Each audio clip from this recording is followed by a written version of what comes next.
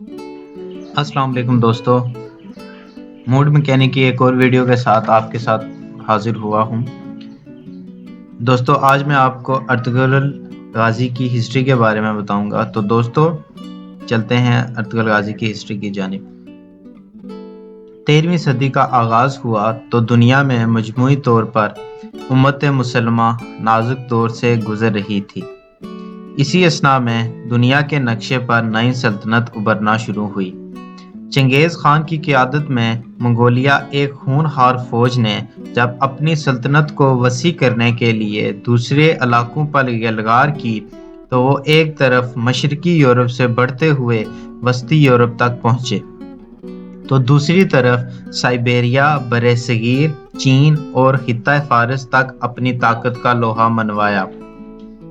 منگول فوجوں نے ظلم اور بربریت کی جو داستانیں رقم کی وہ رہتی دنیا تک اپنی مثال آپ ہیں۔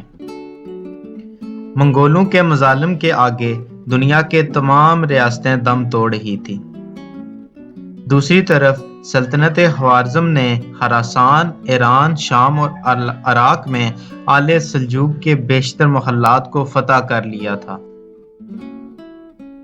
اس وقت ان کی قوت بہت زیادہ تھی۔ چنگیز خان کے طوفان کی اپنی تمام ہولناکیوں کے ساتھ سلطنت خوارزم میں داخل ہوا اور اس کو پاش پاش کر دیا۔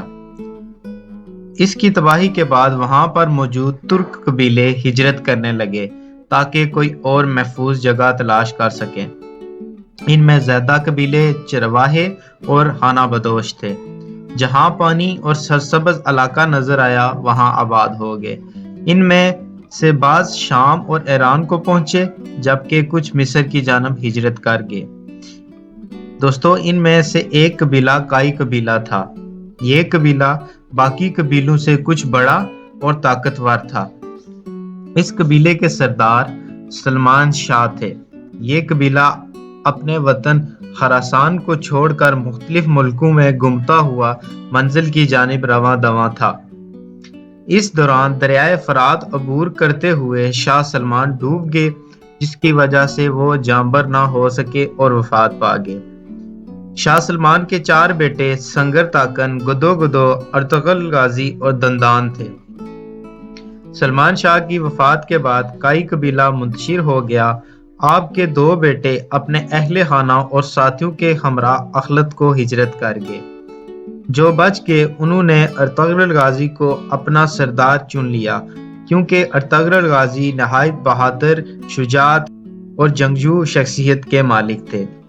آپ اپنے چھوٹے بھائی اور تقریباً 400 سے زائد افراد کے ہمراہ ایشیائے کوچک کو روانہ ہوئے اور سلجوقی سلطنت میں داخل ہو گئے۔ سلجوقی سلطنت کے اس وقت کے حکمران علاء الدین تھے۔ ارطغرل غازی جب اپنے قبیلے کے ہمراہ سلطان کی پناہ لینے کے لیے کونیا کی طرف جا رہے تھے تو راستے میں انقرہ کے قریب آپ کو 2 فوجیں مصروف جنگ نظر آئی۔ ارطغرل غازی کسی فریق سے واقف نہ تھے لیکن یہ دیکھ کر کہ ان میں سے ایک تعداد کے لحاظ سے کمزور اور دوسرا قوی ہے، اپنے سواروں کے مختصر دستے کے ساتھ جن کی مجموعی تعداد 444 تھی کمزور فریق کی حمایت کے لیے آگے بڑھے اور اپنے ساتھیوں سمیت فوج پر اچانک اور بہت تیزی سے حملہ کر دیا۔ مخالف فوج ڈر گئی اور سمجھی کہ ان کو کہیں سے مدد مل گئی ہے اور یہ فوج جیتتے جیتتے ہار مان گئی۔ بعد میں معلوم ہوا ارطغرل غازی نے جس فوج کا ساتھ دیا تھا وہ سلطان علاء الدین کی فوج تھی۔ سلطان ارطغرل غازی کی بہادری سے بہت خوش ہوا اور آپ کے قبیلے کو اپنی سلطنت میں انقرہ کے قریب علاقہ دے دیا۔ یہ پہاڑی علاقہ تھا۔ کائی قبیلہ یہاں آباد ہو گیا۔ کہا جاتا ہے کہ سلطان نے یہ علاقہ انہیں اس لیے دیا تاکہ بازنطینیوں کی طرف سے کسی بھی قسم کے حملے کو روکا جا سکے۔ سلطان نے اجازت دی کہ ان علاقوں کے ساتھ ساتھ باقی علاقوں کو بھی فتح کیا جائے اور اپنے ساتھ شامل کریں۔ ارطغرل غازی نے کچھ ہی عرصہ میں اپنی شجاعت اور بہادری سے بہت سے علاقے فتح کیے۔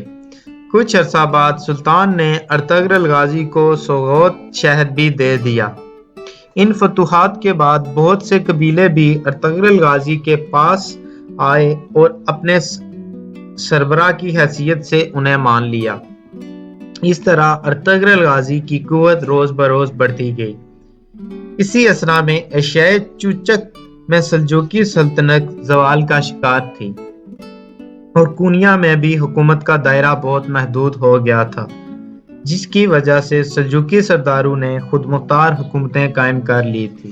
ایسی حالت میں سلطان کو ارطغرل کی فتوحات سے سکون حاصل ہوا اور اس نے ارطغرل غازی کو مزید انعامات سے نوازا اور ایک جنگ میں سلطان کے نائب کی حیثیت سے فوج کو شکست دی تو سلطان نے اس صلح میں ان شہروں کو ارطغرل غازی کی جاگیر میں ہی شامل کر دیا اور اس پوری جاگیر کا نام سالاتونی رکھا۔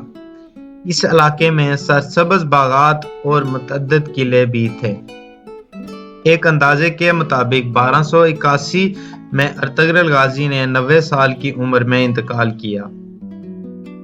آپ کی زوجہ خلیمہ خاتون سلجوقی شہزادے غیاث الدین کی بیٹی تھی، جن سے 3 بیٹے گندور، صوبے اور عثمان پیدا ہوئے۔